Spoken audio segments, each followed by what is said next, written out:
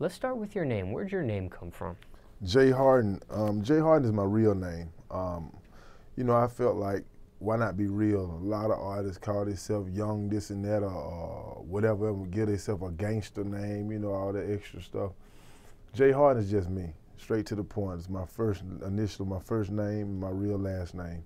Can't be nothing but yourself in this world, point blank period, you know. You know, a lot of people get themselves mafia names and have homeless pockets, you know, that kind of stuff. So I really go with my real name so I can embody my real persona, who I really am. J. Harden, simple and plain. Now, what about the basketball player with the Houston Rockets? Do people ever think your name might be? Well, actually, I got kind of bone to pick with him. You know, just kidding. But, you know, he didn't have a beard for a long time. I was the only bearded J. Harden on the internet. Matter of fact, I was the first on Google before he went to the NBA. But at the end of the day, you know, a lot of people ask me if we're some kin, and we may be, you know, who knows. But at the end of the day, I'm 6'6", you know, he's 6'6", you know, I play ball. Maybe one day we can play one-on-one for maybe $20,000 or $30,000 and, you know, put it on television or something and see if people will watch it. I think that'd be a good thing. But your names are spelled differently. No, it's spelled the same. Oh, they are spelled the same. J. Harden, H-A-R-D-E-N, same exact way. Same beard. We cut from the same cloth. I played ball the same way. That's why I said a good one-on-one game would be awesome for about 30 racks. Now, where are you from? I'm originally from Milledgeville, Georgia, you know, but really I'm from Atlanta music-wise. You know, musically, Atlanta is my home. I was born in Milledgeville, Georgia, but I just be honest, a lot of people probably gonna be mad when I say that they're from Milledgeville, but I don't give a fuck, you know. I'm from Atlanta, Georgia when it comes to music, because that's where I got my foundation at, period. Now, what's your opinion of the state of rap music in Atlanta right now? And you can't hear anything. You know, I think it's some quality rappers. Atlanta has always been the swag capital. We've always been the difference maker in music. You know, when it comes to style, they set the tempo for style. So you know, I have to give credit to the rappers that's around. You know, I'm not saying they're the best lyrically, but at the same time, vibe-wise, you got Future. You know, has a great vibe. Young Thug has a great vibe. You know, a lot of rappers have a great vibe. You know, so I think it's in a pretty good place. Atlanta's been doing what it's been doing for a long time, setting a tempo for something different. So Atlanta doesn't have a box. You know, if you go, you got the up north rappers that was, you know, trying to lean more down south, you know, with the vibe style and the beats and the 808s drop. So, you know, I think Atlanta's doing good. It's been a pretty good place. Still setting the tempo for music, I feel. Now, where do you currently stay? Do you currently stay in Milledgeville or Atlanta? I stay in Atlanta, Georgia. I own a few businesses in Milledgeville. You know, my thing is in music now. A lot of rappers, the only thing I have against a lot of rappers in Atlanta is they're drug dealer rappers, but they don't sell no drugs. They don't have drug money. A lot of them rapping, they fake rapping. See, my lifestyle has been real for a long time. When I say I went to the strip club and throwed away $20,000, I got people that can attest to that. It's not just a rap song. When I say every car that I've ever rapped about, I've had, I've always been serious about my singing. I sing and I rap. So I just think that one of the big problems, if there's a problem with rap music in Atlanta, a lot of these guys, man, they the most killingest, drug dealingest people I've ever seen on wax. But, you know, technically these guys don't even have health insurance, half of them. They don't have life or death insurance. They got to do a GoFundMe page if they get killed or something. I don't think that's cool. You know, you die after you rapped about Maseratis and Ferraris, and then all of a sudden you get killed, and I see a GoFundMe page on Facebook, and you need somebody to give you $1 to. You know, so that's the only thing I have against. I'm 100% real. Anybody that tell you anything about J. Harden, they're going to say he's solid. Period, and he's principle-based. I live off a certain principle. So that's the only thing I got. A lot of rappers in Atlanta are living off of the people backing them lifestyle. You know, I'm not rapping, anything I rap about I've been a part of in a way, but the thing about it too, I'm more focused on taking business money and putting it in music. You know, businesses. You know, I think that need to be the new cool thing. You know, not, well, I sold 3 or 4 bricks. You know, cocaine, nobody's paying $38,000 for no brick no more, making no money. You fooling yourself. You know, the dope game over, they got all these these drones flying around. You see how the iPhone working, so the dope game dead, man. You're gonna have to start a business and get you some life and death insurance and health insurance at some point. So that's what J. Harden here to do. I'm here to move businesses and create massive amounts of revenue through business and continue to do music, which is what I love. Music is a great hobby for me, and I love it. You know what I'm saying? It's not something that I'm gonna get choked out with. Well, I gotta make it in order to be great. No, Jay, that's not my claim to fame. I don't need to make it in music to be great. I'm great with or without it.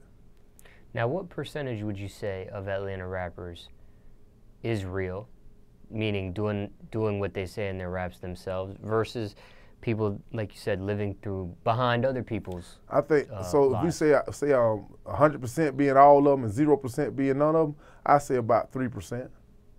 3% of the rappers in Atlanta are really living and doing what they say, and 97% are not. And that's the sad thing about it. You know, I go and see these open mics all the time and see people performing. It's a real sad situation. You can't rap about Maseratis, like I said, and Bentley coupes, and your music not mixed.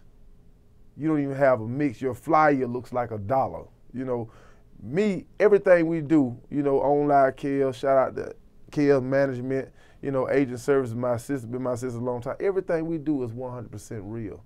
Everything. The Rick Rosses, the Trinas, all the shows in Mississippi, up and down the coast, that's us. That's real. We invested in this stuff. We're not running around faking the funk. You know, and I'm using these terms because I get sick and tired of these same old stories and sob stories and these people, you know. So I back to 3% doing what they say they're doing, 97% lying. They lying.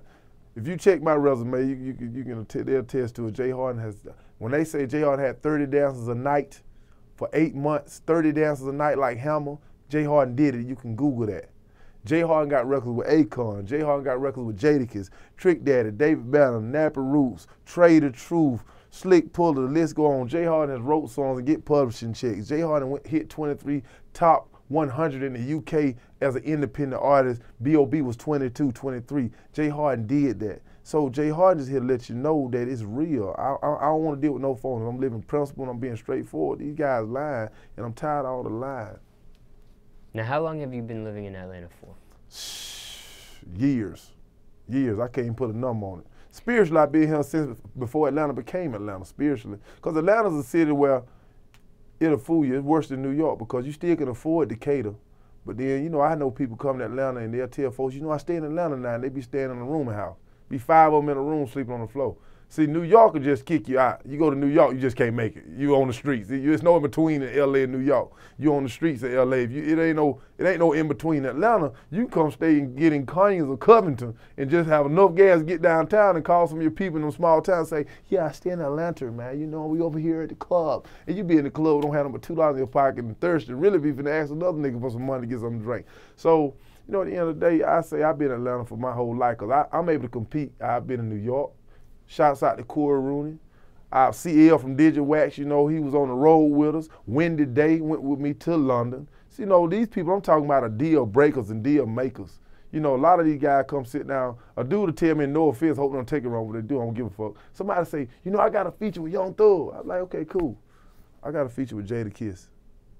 You know, to me, Jadakiss is legendary and guy helped mold the hip hop scene and might be arguably one of the top 10 rappers to ever do it. Somebody may cry, yeah, man, I got a song with Future. Well, I got a song with Akon, man. Like, you know, I'm on record with Akon, so I'm happy. I'm an independent artist. I'm not tied down.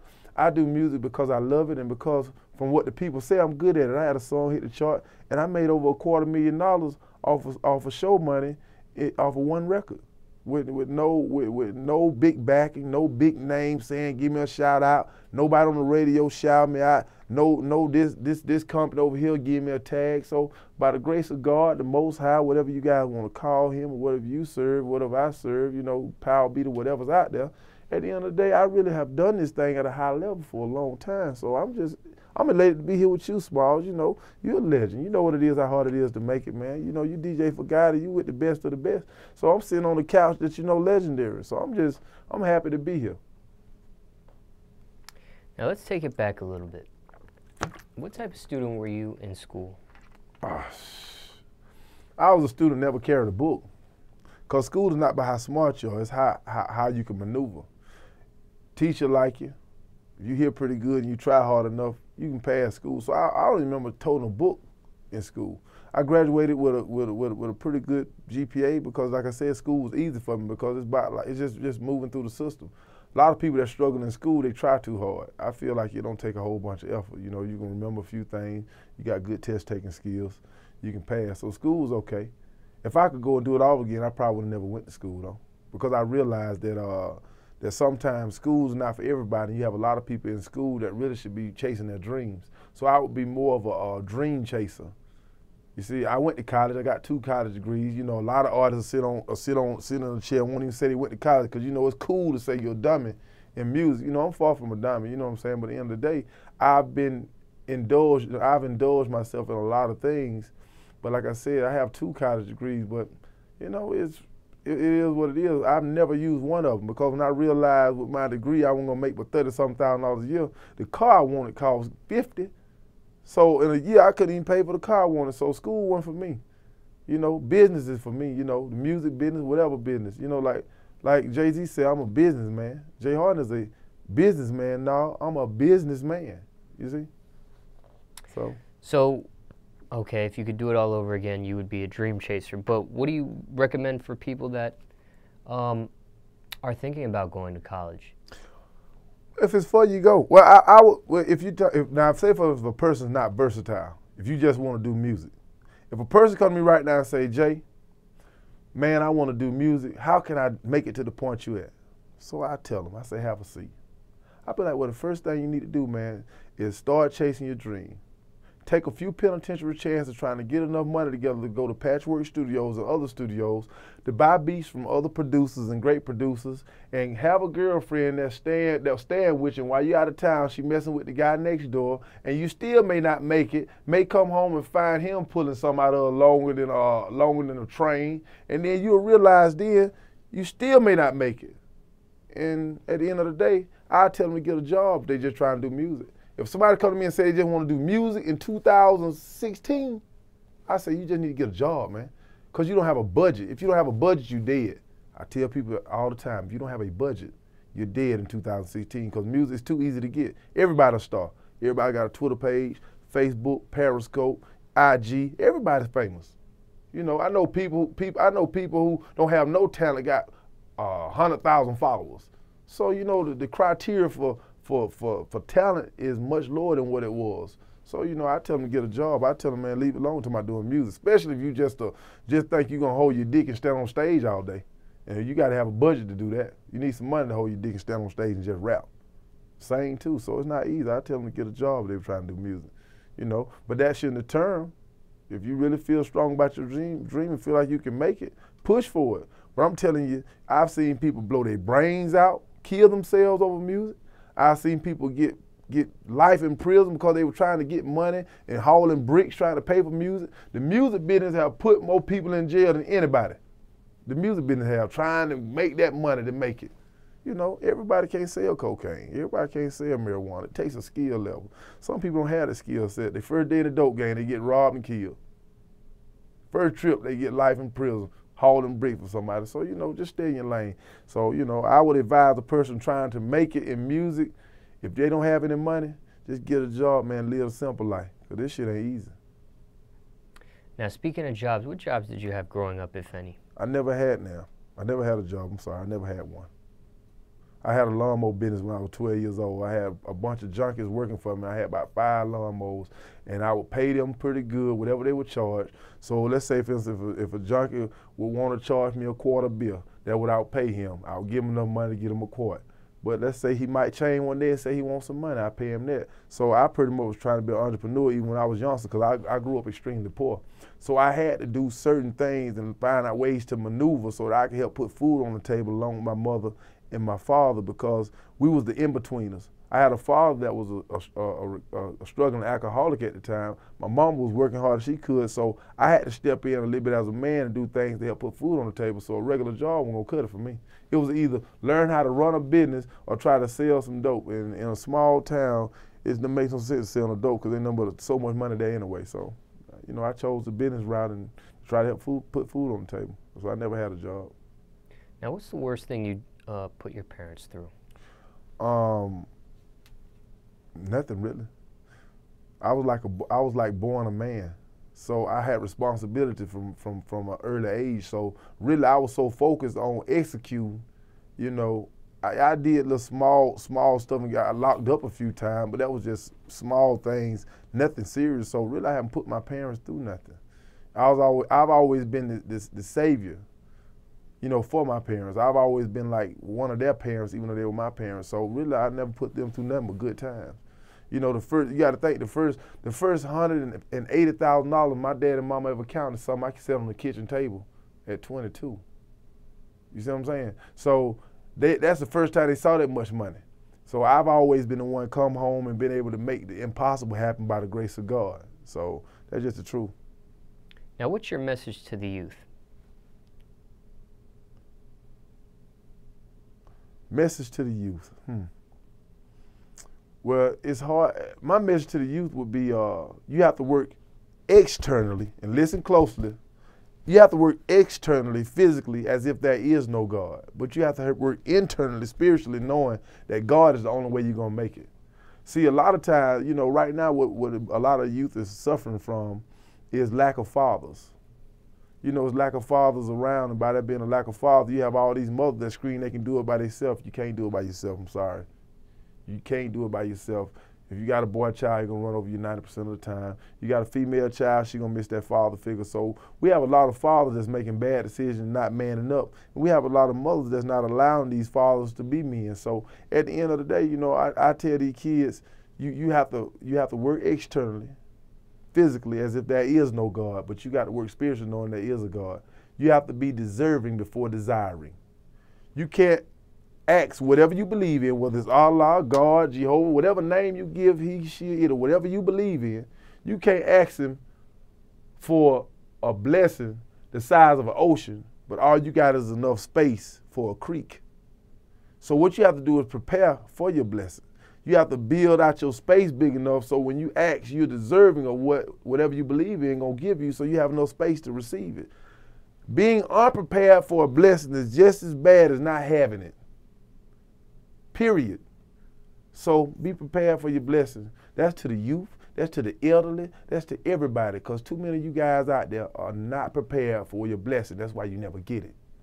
See, while they wait on their blessings, Smallz, I jog towards mine. That's been always my gift. I don't wait on nothing. I jog towards, you know. The same thing about it. I know you got one of the best interviewing, you know, platforms around. So I had to get here.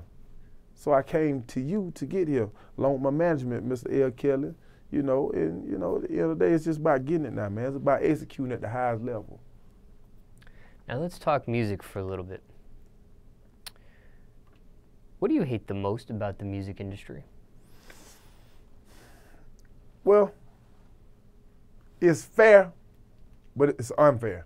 Meaning, you have so many people, it's smoke and mirrors. You have so many people that I met people that have been driving Bentleys and not even have gas money, but they can sell a dream. What keeps the industry going is the independent artists. It's not the major artists.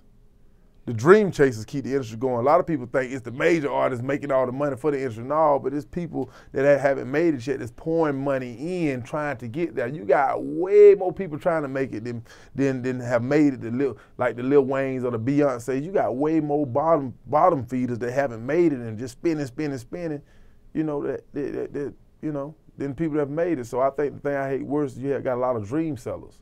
For no reason. I think the worst thing in the world a person can do is play on a man with his dream. See, me, a person can't play on me with my dream because I don't need music. It's not a necessity.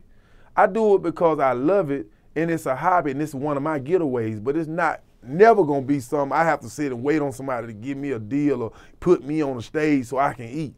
No, if somebody just waiting on music to eat, you in trouble. Because you're going to get choked out by it. You're going to get raped with your own dream. I'm going to tell you, the reason you get raped, I get tired of these artists screaming about, man, they gave me a bad deal. You signed it. Point blank, you signed it. It's your goddamn fault. So at the end of the day, you know, I just think, you know, it's a lot of people that play on people's dream and emotions, and that's the saddest part about the music industry, because I've seen women come to Atlanta sing gospel and end up working down at Strokers, period, shaking ass. I've seen it, chasing a dream. I'll never strip, never. 5 months later, they go from wearing long skirts to wearing short shorts. They go from bartending. Well, I'm just gonna bartend. I'm never stripped. Oh, that's degrading. That thing ain't no amateur night. Pop that ass, bitch, and let me. Next thing you know, they coming out amateur night trying to get that check. The music business will do it. It'll bring the demon at you. But I love the music business because by me not needing it, it doesn't bother me. I do good with or without it. I love it, and that's why I'm here, because I want to spread my talent to the masses, but it's not going to stop me from living. Like I said, I have health insurance, life and death insurance, all that good stuff. If something happened to me now, my mom and dad will get $500,000. Hopefully they don't see that. They might kill me. But here and there, at the end of the day, it's just the truth. So I just hate, you go ask any artist, most artists you bring in ask me, so who is your healthcare provider? Healthcare provider. They walk in hazard lights. So, you know, that's what it is, man.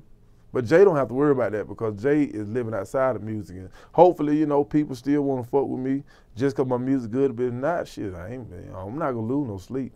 I love music, but I don't love it to lose no sleep over. I'm going to sleep like a baby with or without it. Top 3 things you need in the studio. Some vocal cords. I say honestly, top 3 things is a good producer. If you need writers, good writers. And, you know, the average artist say you're blunt, but you know, man, them motherfuckers crazy, man. Take all that, do no music. Whatever vice you need, you know, if that's what they need to get them going, then that's on them. I know for me, I just go in and hit. It's business. So as a businessman, I know I need to go in and execute. I need to go in and make a record. I need to go in and compete. When I make music, I'm competing with Drake. I'm competing with Lil Wayne. I'm not competing with no independent, no peon.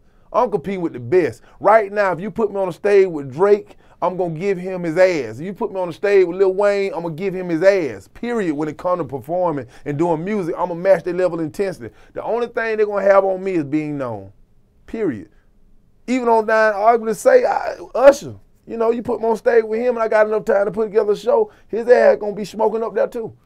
All of them. So at the end of the day, I'm competing with the best of the best. I am not doing music to compete with the people trying to make it. I'm doing music looking at the top of the food chain, knowing that my music need to be mixed right, it need to be mastered right, I need to have proper production, and I need to have right sound quality to be able to compete with what's going on now. And that was not to shun any of the artists I just named, because that thing, you know, if they get mad, I don't care, but I'm saying because I respect all of them. But I am doing this to compete with you. Drake, if I do a record, I'm going to be able to go in the studio and they're going to say, damn, they can play it right behind you. You don't lose a beat. So I'm competing with the best of the best, period. Craziest studio story, if you have one. Okay. Craziest studio story. I'll tell you what it was. I was in the studio at a strip club. And I guess a guy came in, kicked in the door, came in the strip club to rob the whole place. Came back to the studio where we was at in the strip club, had his gun out and everything, and I talked the gun out of his hand. And he left. That's to me crazy. The craziest, you know, because it wasn't expected. You know, I guess the average artist would have said, man, I had all these bitches, man, and they were stripping and kissing each other, but that was the craziest thing for me, because it showed that music can soothe the savage beast. Communication. How you communicate with somebody, how you come across can save your life. A lot of these artists can't communicate, man. What made Tupac one of the best rappers alive, the best probably to ever do it, was not just his rap game, it was his ability to interview, to come across, to feel like he right in the room with you. That's what made him the best rapper, because he could go far beyond his rap through his interviews, and people could feel him. So, you know, that's my craziest studio experience. Care to share what you said to that person? Well, I just basically told them choices. I pretty much said, now, you know, at the end of the day, it's something apparently going on in your life that you can't quite grab a hold to, or you can't quite change. But violence and ignorance is not the way to go. You have to look deep within self. You have to put the gun down and know that this is not the way, because the only thing will go behind it, you're going to make the news or you're going to make television in a negative way, when all you have to do is put the gun up and walk out, man, and either find prayer or find something deep within and know whatever's going on with you and whatever's demon in you or whatever's possessing you to do what you're doing, you know, focus on that and remove it through mental thinking, through focus. You don't have to do this, period. It's not worth it. What is it worth? Who do you know here? Who's done anything to you? Who's affected you or offended you in a way the way you feel you have to either kill or rob? If you want some money, man, I'll give you $500-$600. What you need? It's no problem. I love you. You my brother. What's the realest song you ever wrote so far in your whole catalog of music?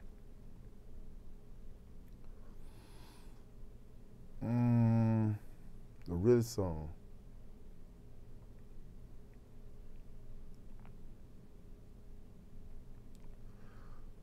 What if George Zimmerman would have left his gun home and told Lil Trayvon, man, gone home? What if the cops would have warned Sandra Bland and said, slow down, baby girl, 'cause you're driving fast? What if Big Meech would have sold real estate instead of pounds of marijuana in them keys of yay choices? Probably, that's on the Streets Don't Fail Me Now album. That's a strong record. You know, think about it. What if George Zimmerman would have left his gun home and just told Lil Trayvon, man, gone home? Or what if the cops would have just warned Sandra Bland and said, slow down, baby girl, you driving fast? Or what if Big Meech would have sold real estate instead of pounds of marijuana in them keys of yay? Choices. Listen to these voices. What you gonna do? So I think choices. I think that's one of the strongest records, and that's something I did with the producer Heartbeat. Shouts out to Heartbeats, that I did about a week ago, working on my new album, The Streets Don't Fail Me Now album, because it's so real. A choice can be, one choice, one decision. Just think about it, Smallz. If you had made one decision different from what you might have made, then you might want to be behind the turntable with Gotti, and I might not have this platform. Just one choice. You could have said, you know what, I'm going to be DJ Smallz, the goddamn weed connoisseur. But the choice that you made puts you in a position where the mass of people believe in you and believe that you're one of the best DJs around and you're one of the best platforms around. And that's why I'm here, through the buzz of what I've heard about you. So it's just choices. We all choices. That's probably the strongest record I've done. Not the big one because it hadn't been released yet, but the strongest one because it says a lot. And we're in that time zone where people need to hear that. They need to make the right choice. The youth, the adults, black, white. We're in a state of 911, man. I'm talking about black, white, Chinese, every nationality and culture. We're in a state of emergency spiritually. We losing the battle. It's not even about racism anymore. It's a warfare that we all going through. You can catch the disease. I can catch the disease. Anybody that's in the room can catch the same disease. That lets you know that struggle is not racist. So when you're in a position, you understand that we all going through things, then you start realizing that, it's a together battle. You see what I'm saying? So what you got going on right now? Right now, I'm currently on the I'm the Man tour. We've been on this tour like a little over a year. We've been focusing on the Mississippi, Alabama, Tennessee, and Georgia markets. Where L. Kelly, he's out of Mississippi, LKL 601, he's been doing a great job with me as management. Probably the first manager I really had. Really have never had a manager during my career, but he's been doing a great job as far as structuring a lot of the things that we got going on and getting to a lot of the artists out there. The I'm the Man album, I got tracks from Hot Sauce, I got tracks from Heartbeats, I got tracks from JC Implacable, I've worked with a lot of producers. I've got records from Jim Johnson, Justice League. But with this particular album, the On The Man album, it's just letting you know that independence is everything. This album is to embody and for me to show my talent, talk about some of the places I've been. It's like from the streets to the bed. I got some records on where I'm singing like Tonight, Pussy Famous, and I got records like Clientele, Work, Millionaire, and the signature song, I'm the Man.